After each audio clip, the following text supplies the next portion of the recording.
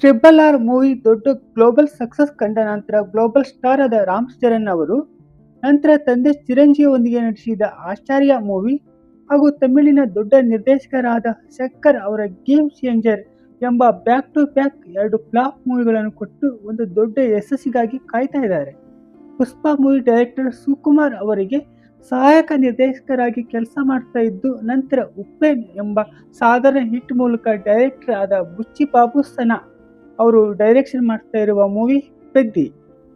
ಮೈತ್ರಿ movie makers, Sukumar writings, ಉದ್ದಿಮ cinemas produce ಮಾಡ್ತಾ ಇರುವ ತೆಲುಗಿನ ಬಹು ನಿರೀಕ್ಷಿತ ಈ ಪೆದ್ದಿ ಸಿನಿಮಾದಲ್ಲಿ ಕನ್ನಡದ ಸೆಂಚುರಿ ಸ್ಟಾರ್ ಶಿವರಾಜ್ ಕುಮಾರ್, ಜಗಪತಿ ಬಾಬು, ಜಾಹ್ನವಿ ಕಪೂರ್, ಬೊಮ್ಮನ್ ಇರಾನಿ ಮೊದಲಾದ ಫೇಮಸ್ ಕಲಾವಿದರು ನಟಿಸಿದ್ದು ಇವತ್ತು ಈ ಸಿನಿಮಾ ನೋಡ್ಕೊಂಡು ಬಂದಿವೆ. ಈ ಮೂವಿಯ ಕಥೆ ಏನು? ಪೆದ್ದಿ ಮೂವಿ ಅನ್ಕೊಂಡಷ್ಟೇ ಚೆನ್ನಾಗಿ ಬಂದಿದೆಯಾ? ರಾಮ್ ಚರಣ್ ಅವರಿಗೆ ಈ ಮೂವಿ ದೊಡ್ಡ ಸಕ್ಸಸ್ ನೀಡುತ್ತಾ? ಇನ್ನು ಮೊದಲಾದ ಇಂಟ್ರೆಸ್ಟಿಂಗ್ ವಿಷಯಗಳ ಬಗ್ಗೆ ಇವತ್ತಿನ ವಿಡಿಯೋ ಇರುತ್ತೆ. ಎಲ್ಲಿಯೂ ಸ್ಕಿಪ್ ಮಾಡದೆ ಕೊನೆವರೆಗೂ ನೋಡಿ. ನೀವು ಇನ್ನೂ ನಮ್ಮ ಚಾನಲ್ಗೆ ಸಬ್ಸ್ಕ್ರೈಬ್ ಆಗಿಲ್ಲ ಎಂದರೆ ಈ ಕೂಡಲೇ ಸಬ್ಸ್ಕ್ರೈಬ್ ಆಗಿ ಪಕ್ಕದಲ್ಲಿ ಕಾಣುವ ಬೆಲ್ ಬಟನ್ ಒತ್ತಿ. ಮಿಸ್ ಮಾಡದೆ ಈ ವಿಡಿಯೋಗೆ ಒಂದು ಲೈಕ್ ಕೊಡಿ. ಸಿನಿಮಾದ ಕಥೆಗೆ ಎಲ್ಲಿಯೂ ಧಕ್ಕೆ ಬಾರದಂತೆ ಶಾರ್ಟ್ ಅಂಡ್ ಸ್ವೀಟ್ ಆಗಿ ಈ ಮೂವಿಯ ಸ್ಟೋರಿ ಏನು ಅಂತ ನೋಡೋಣ. ಆಂಧ್ರ ಪ್ರದೇಶದ ವಿಜಯನಗರಂ ಜಿಲ್ಲೆಯ ಒಂದು ಹಳ್ಳಿಯಲ್ಲಿ 1990ರ ಸಮಯದಲ್ಲಿ ಪೆದ್ದಿ ಎನ್ನುವ ಯುವಕನ ಬಾಳಿನಲ್ಲಿ ನಡೆಯುವ ಕಥೆಯನ್ನು ಇಲ್ಲಿ ಗ್ರಾಮೀಣ ಸೊಗಡು ಮತ್ತು ಜನಪದ ಸಂಸ್ಕೃತಿಯೊಂದಿಗೆ ಕಟ್ಟಿಕೊಡಲಾಗಿದೆ.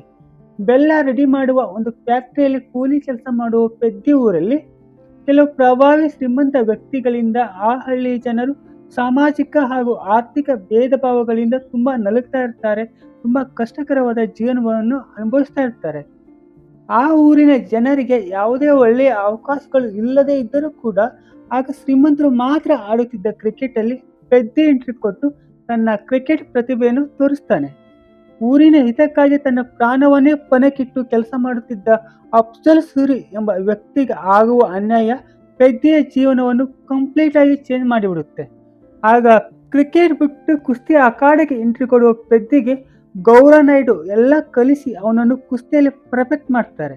ಆದರೆ ಪರಿಸ್ಥಿತಿಗಳ ಒತ್ತಡದಿಂದ ಕುಸ್ತಿಯನ್ನು ಕೂಡ ಅರ್ಧಕ್ಕೆ ಬಿಟ್ಟು ಒಬ್ಬ ಅಥ್ಲೀಟ್ ಆಗಿ ಚೇಂಜ್ ಆಗ್ತಾನೆ. ಒಲಿಂಪಿಕ್ಸ್ ಅಲ್ಲಿ ಚಿನ್ನ ಗೆಲ್ಲುವ ಕನಸು ಕಂಡು ಆ ಮೂಲಕ ಯಾವುದೇ ಗುರ್ತೇ ಇರದ ತನ್ನ ಊರಿಗೆ ಒಂದು ಗುರುತು ಗೌರವ ತಂದು ಕೊಡಬೇಕು ಎಂದುಕೊಳ್ಳುತ್ತಾನೆ. ಸಿನಿಮಾ ಹೇಗಿದೆ ಎಂದು ಹಾನೆಸ್ಟ್ ಆಗಿ ಹೇಳುವುದಾದರೆ, ಚಿತ್ರದ ಫಸ್ಟ್ ಹಾಫ್ ಅಲ್ಲಿ ನಮ್ಮ ಇಂಡಿಯಾ ಯಾಕೆ ಒಲಿಂಪಿಕ್ಸ್ ಅಲ್ಲಿ ಕಮ್ಮಿ ಪ್ರಮಾಣದಲ್ಲಿ ಚಿನ್ನ ಗೆಲ್ತಾ ಇದೆ ಎನ್ನುವುದರಿಂದ ಪೆದ್ದಿ ಮೂವಿ ಆರಂಭವಾಗುತ್ತೆ. ಕೆಲವು ಗೌರ್ಮೆಂಟ್ ಆಫೀಸರ್ಸ್ ಆ ಹಳ್ಳಿಗೆ ಬಂದಾಗ ಪೆದ್ದಿಯ ಸ್ಟೋರಿ ಫ್ಲಾಶ್ ಬ್ಯಾಕ್ ಅಲ್ಲಿ ಓಪನ್ ಆಗಿ ಮೂವಿ ಕಥೆ ಸ್ಟೆಪ್ ಬೈ ಸ್ಟೆಪ್ ಓಪನ್ ಆಗುತ್ತೆ. ಈ ಸಿನಿಮಾದ ಪಾತ್ರಗಳ ಪರಿಚಯ, ಜಾಹ್ನವಿ ಕಪೂರ್ ಅವರ ಗ್ಲಾಮರ್ ದೃಶ್ಯಗಳಿಗೆ ಹೆಚ್ಚಿನ ಒತ್ತು ಕೊಟ್ಟಿದ್ದಕ್ಕೆ ಫುಲ್ ಕಮರ್ಷಿಯಲ್ ಅಂಶಗಳಿಂದ ತುಂಬಿ ತುಳುಕುತ್ತೆ. ಆದರೆ ಇಂಟರ್ವಲ್ ಅಲ್ಲಿ ಬರುವ ಜಗಪತಿ ಬಾಬು ಅವರ ಕ್ಯಾರೆಕ್ಟರ್, ಅಫ್ಜಲ್ ಸೂರ್ಯ ದೃಶ್ಯಗಳು ಭಾವನಾತ್ಮಕ ಸಿನಿಮಾ ನೋಡುಗರ ಮನಸ್ಸಿಗೆ ತಟ್ಟುವಂತೆ ಮಾಡುತ್ತೆ. ಈ ಸಿನಿಮಾದ ನಿಜವಾದ ಎನರ್ಜಿ ಇರುವುದು ಈ ಮೂವಿಯ ಸೆಕೆಂಡ್ ಹಾಫ್ ಅಲ್ಲಿ. ಇಂಟರ್ವಲ್ ಮೇಲೆ ಫುಲ್ ಚೇಂಜ್ ಆಗುವ ಸ್ಟೋರಿಯಲ್ಲಿ ಗೌರವ್ ನಾಯ್ಡು ಅವರ ಎಂಟ್ರಿ ಆಗುತ್ತೆ. ಗೌರವ್ ನಾಯ್ಡು ಮತ್ತು ಪೆದ್ದಿ ಜೊತೆಗಿನ ಗುರು ಶಿಷ್ಯರ ಸಂಬಂಧಗಳ ನಿರೂಪಣೆ ತುಂಬಾ ಸೊಗಸಾಗಿದೆ. ಈ ಸಿನಿಮಾದ ಕೊನೆಯ 40 ನಿಮಿಷಗಳು ಅದ್ಭುತವಾಗಿದ್ದು, ನಮ್ಮ ವೀಕ್ಷಕರು ಕಣ್ಣು ಮಿರಿಸದಂತೆ ಕಣ್ಣುಗಳನ್ನು ಒದ್ದೆ ಮಾಡಿಕೊಂಡು ನೋಡುವಂತ ಹಾರ್ಟ್ ಟಚಿಂಗ್ ಸೀನ್ಗಳು ತುಂಬಾ ಇದಾವೆ. ಹೆಸರೇ ಇಲ್ಲದ ಒಂದು ಊರಿಗೆ ಒಂದು ಹೆಸರು, ಅಡ್ರೆಸ್, ಪಿನ್ ಕೋಡ್ ಸಿಗುವ ಆ ಕ್ಷಣಗಳನ್ನು ನೋಡಿ ಕಣ್ಣಲ್ಲಿ ಒಮ್ಮೆ ನೀರು ಬಂದ ಹಾಗಾಗುವಂತೆ ಭಾವನಾತ್ಮಕ ದೃಶ್ಯಗಳನ್ನು ಈ ಸಿನಿಮಾ ನೆಕ್ಸ್ಟ್ ಲೆವೆಲ್ಗೆ ತೆಗೆದುಕೊಂಡು ಹೋಗುತ್ತೆ. ಇನ್ನು ಈ ಸಿನಿಮಾದ ದೊಡ್ಡ ಶಕ್ತಿ ಎಂದರೆ ದಟ್ಸ್ ರಾಮ್ ಚರಣ್. ಪೆದ್ದಿ ಚಿತ್ರದಲ್ಲಿ ಪೆದ್ದಿಯೇ ತಾನಾಗಿ ನ್ಯಾಚುರಲ್ ಆಗಿ ಬದುಕಿದ್ದಾರೆ. ಅವರ ವ್ಯಕ್ತಿತ್ವ, ಹೋರಾಟ, ಜೀವನದ ಭಾವನೆಗಳು ಮೊದಲಾದವುಗಳನ್ನು ಅವರು ಜಸ್ಟ್ ಆಕ್ಟಿಂಗ್ ಮಾಡಿಲ್ಲ, ನಿಜವಾಗಲೂ ಅವರು ಅದಾಗೆ ಜೀವಿಸಿದ್ದಾರೆ ಅನ್ಸುತ್ತೆ. ರಾಮ್ ಚರಣ್ ಅವರ ಸಿನಿಮಾ ಕೆರಿಯರ್ ಅಲ್ಲೇ ಇದು ಒಂದು ಬೆಸ್ಟ್ ಪರ್ಫಾರ್ಮರ್ ಅಂತ ಹೇಳ್ತೀನಿ. ಅವರು ಇಲ್ಲಿ ಒಬ್ಬ ಸ್ಟಾರ್ ಆಗಿ ಆಕ್ಟಿಂಗ್ ಮಾಡದೆ ಅವರೊಳಗೆ ಇರುವ ಆ ಅಭಿನಯದ ತಾಕತ್ತು ಏನು ಅನ್ನೋದನ್ನ ಈ ಸಿನಿಮಾದಲ್ಲಿ ತೋರಿಸಿದ್ದಾರೆ. ಇನ್ನು ಅಫ್ಜಲ್ ಸೂರಿ ಪಾತ್ರದ ಮೂಲಕ ಜಗಪತಿ ಬಾಬು ಅವರ ಈ ಸ್ಟೋರಿಯ ಮೇನ್ ಪಿಲ್ಲರ್ ಆಗಿದ್ದಾರೆ. ಕಥೆಯ ಪ್ರಮುಖ ತಿರುವುಗಳು ಅವರಿಂದನೇ ಆಗುತ್ತೆ ಮತ್ತು ಕಥೆ ಅವ್ರ ಸುತ್ತಾನೆ ಸುತ್ತುತ್ತೆ.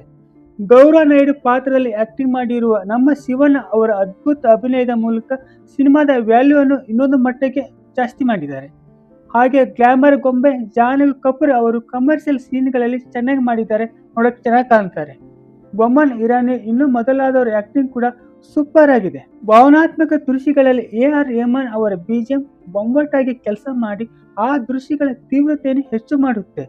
ರತ್ನವೇಲು ಅವರ ಕ್ಯಾಮ್ರಾ ಮೂಲಕ ಇಡೀ ಸಿನಿಮಾವನ್ನೇ ಒಂದು ಅದ್ಭುತ ಪೇಂಟಿಂಗ್ ಆಗಿ ಕಟ್ಟಿಕೊಟ್ಟಿದ್ದು 1990ರ ಕಾಲಘಟ್ಟವನ್ನು ಸೆರೆ ಹಿಡಿದಿರುವ ಅವರ ರೀತಿ ಏಸಮ್ ಆಗಿದೆ. ಇನ್ನು ಈ ಮೂವಿಯ ನೆಗೆಟಿವ್ ಅಂಶಗಳನ್ನು ನೋಡುವುದಾದರೆ, ಸಿನಿಮಾದ ಫಸ್ಟ್ ಹಾಫ್ ತುಂಬಾ ಸ್ಲೋ ಆಯಿತು. ಅವಶ್ಯಕತೆ ಇಲ್ಲದ ದೃಶ್ಯಗಳು ಸಿನಿಮಾದ ಸ್ಪೀಡಿಗೆ ಅಡ್ಡಿ ಮಾಡ್ತವೆ. ಹಾಗೆ ಒಂದೆರಡು ದೃಶ್ಯಗಳನ್ನು ತುಂಬಾ ಎಳೆದಾಡಿದರೆ ಅಂತ ಅನಿಸುತ್ತೆ. ಹಾಗೆ ಕಮರ್ಷಿಯಲ್ ಅಂಶಗಳನ್ನು ಒತ್ತಾಯದಿಂದ ತುರುಕಿದಂತೆ ಭಾಸವಾಗುತ್ತೆ. ಸಿನಿಮಾದ ಭಾವನಾತ್ಮಕ ದೃಶ್ಯಗಳನ್ನು ಇವೆಲ್ಲ ಕಮ್ಮಿ ಮಾಡ್ತವೆ.